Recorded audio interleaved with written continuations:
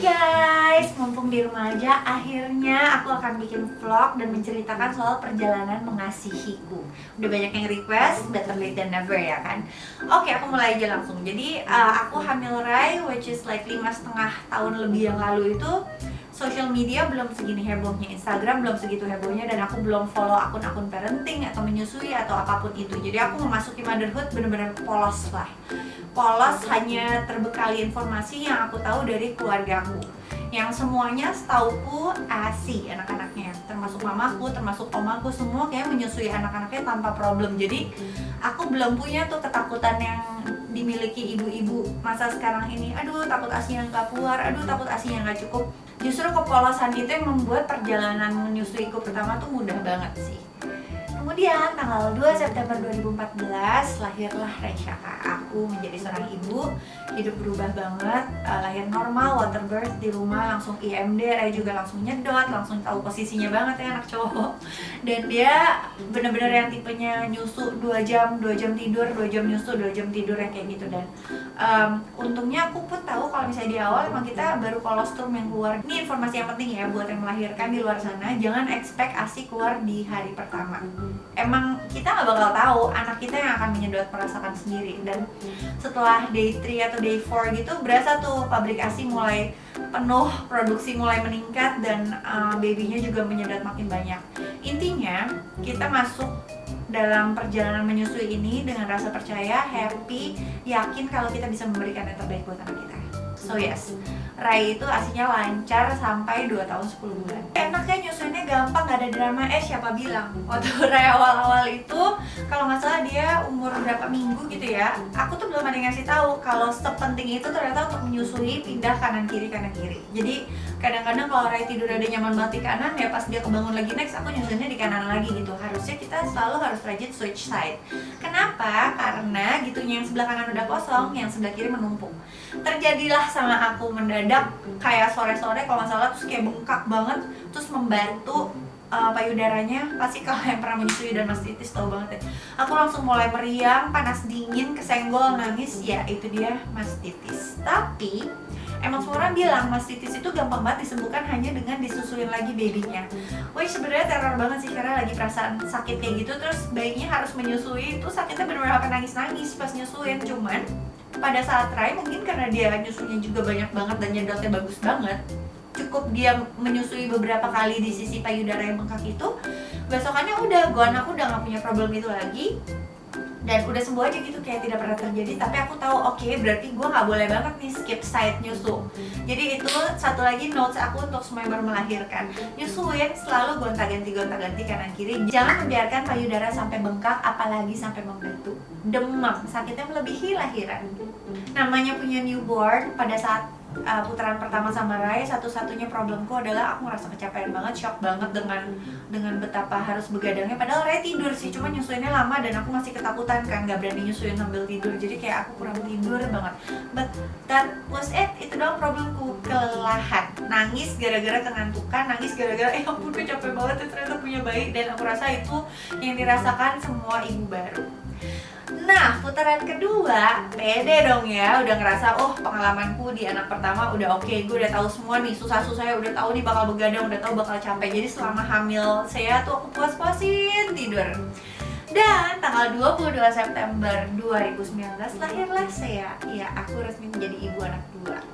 Saya lahir berasa banget bedanya punya anak cowok dan cewek sejak day one. Nyusunya imut-imut banget. Dia IMD langsung nyusu, tapi bentar banget aku sampai kayak ngerasa, ih ini kok dikit banget ya nyusunya ya, kayak inget Rai yang setiap nyusu 2 jam gitu. Tapi aku lihat kayak saya pipisnya, pupinya tuh dalam sehari cukup sesuai jumlah minimum dia harus pipis pup, berarti dia tercukupi dong kebutuhan asinya gitu. Cuman walaupun setiap menit, masa cuma 5 menit udahan sih, terus dia udahan nyusunya, sempet sih agak panik. Dan aku memasuki putaran kedua ini juga udah dengan knowledge kalau ternyata banyak di luar sana ibu yang melahirkan dan asinya kurang, asi babynya tidak tercukupi, ada problem ini, problem itu. Jadi ketakutan itu juga jadi mempengaruhi psikisku gitu kan. Mungkin kalau dulu Rai nyusu cuma 5 menit pun mungkin aku nggak peduli, karena aku ngerasa ya udah baby pasti bisa nangkar sendiri dia lapar atau hausnya kan gitu.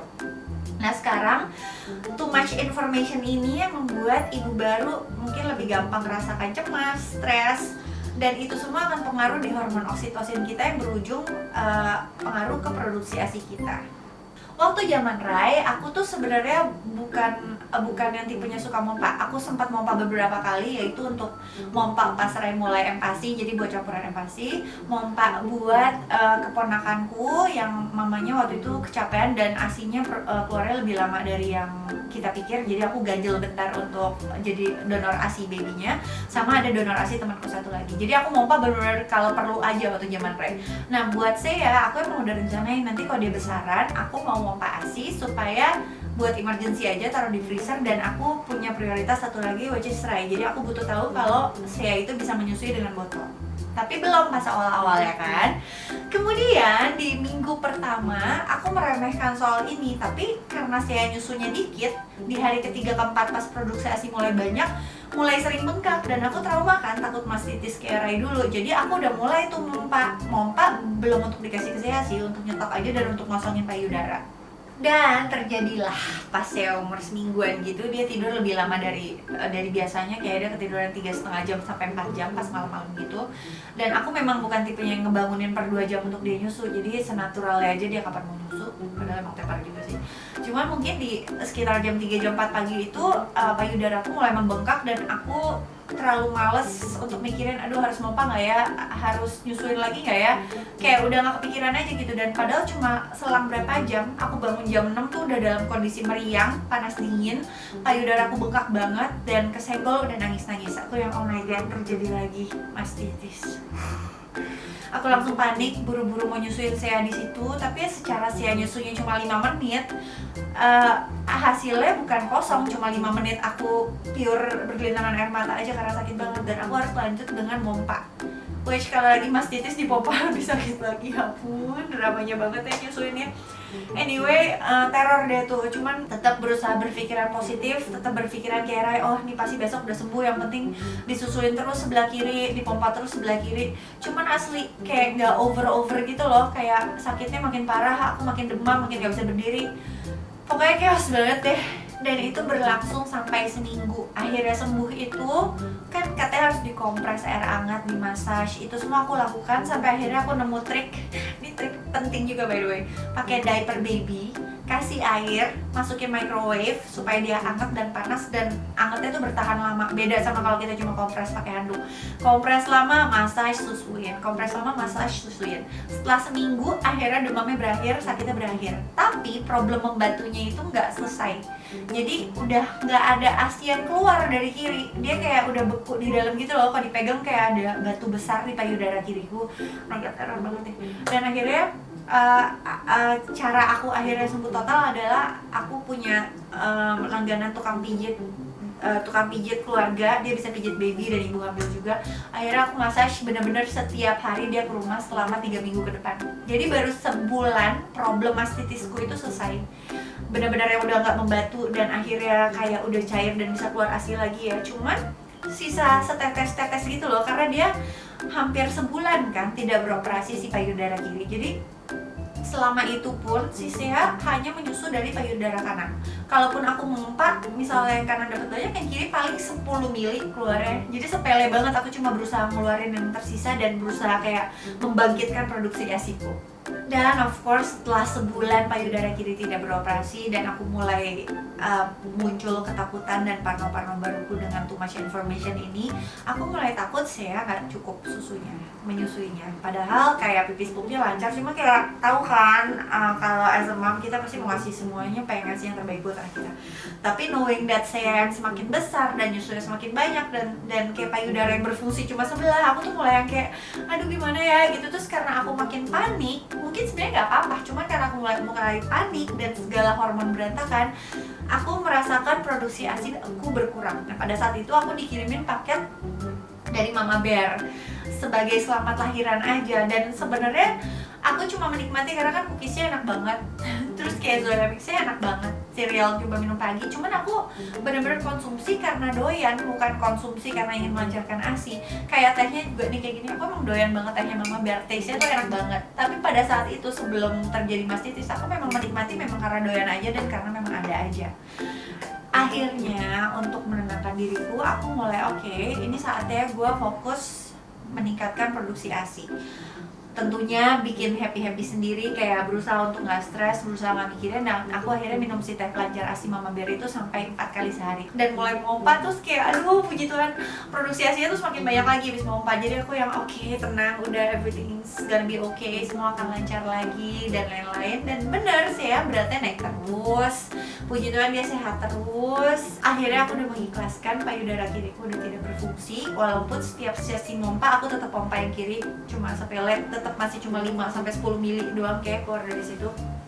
Dan saya tuh pure menyusui dari kanan sampai detik ini. Dan dia menyusui selama 20 bulan itu di payudara kanan. Menyusui kiri cuma ngerasain di seminggu awal hidupnya aja. And yang menemani aku selama drama dan perjuangan mengasihiku ya ini, support suami, support keluarga, dan asli teh pelancar ASI Mama Bear ini sejak saat itu aku gak pernah berhenti minum. Ini penting banget. Mama Bear teh pelancar ASI terbuat dari bahan herbal, fenugreek, dan fennel. Kemasan individual sachet yang praktis dan hygiene, chlorine free, food grade, dan biodegradable tea bag. Tersertifikasi halal oleh MUI dan disertai izin BPOM. Satu box tuh isi 20 sachet. Satu sachet bisa untuk 1 kali seduh. Bisa seduh dengan 200-300 ml air mendidih. Biarkan selama 10 menit atau sampai pekat. Ini juga bisa ditambahkan madu, gula, atau lemon biar lebih enak. Bisa disajikan dingin. Polos juga enak banget kok. Mama Bear teh pelancar ASI ini memang berkhasiat kan meningkatkan produksi ASI dan juga melancarkan saluran ASI secara aman, sehat pada ibu menyusui. Jadi dulu awalnya aku minum 4 kali sehari. Kalau produksi ASI kita udah cukup dan meningkat, kita bisa turunin secara bertahap sampai 2 kali sehari.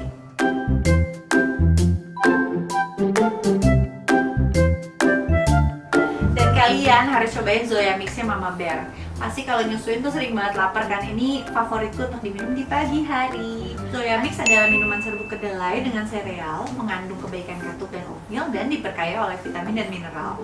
Dia ada 3 varian rasa, melon, pisang, coklat. Rasanya enak banget.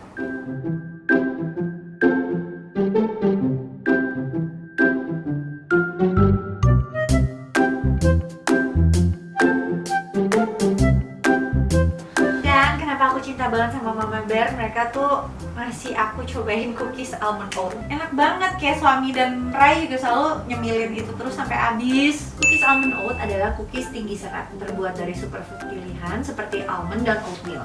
Bisa dikonsumsi baik oleh anak-anak 1 tahun ke atas maupun orang dewasa, ibu hamil dan juga ibu menyusui. Tersedia dalam 2 varian, yaitu chocolate chip dan cookies and cream.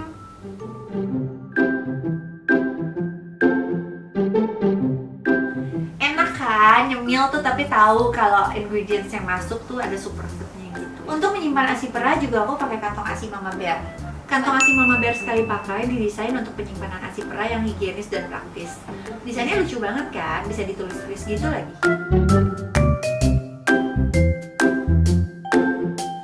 Bisa dibilang aku sukses menyusui saya sampai selama ini hanya dengan 1 pabrik ASI, itu berkat Mama Bear. Emang dia Mama Bear yang paling mengerti. So guys, I hope this video can help you dengan perjalanan mengasihi kalian. Tulis di komen deh kira-kira mau video cerita apa lagi ya, mumpung di rumah aja. Anyway, I really hope you enjoy the video. Thank you so much for watching. Kalau boleh subscribe sama like, aku pasti seneng banget. Anyway, see you next vlog. Mwah!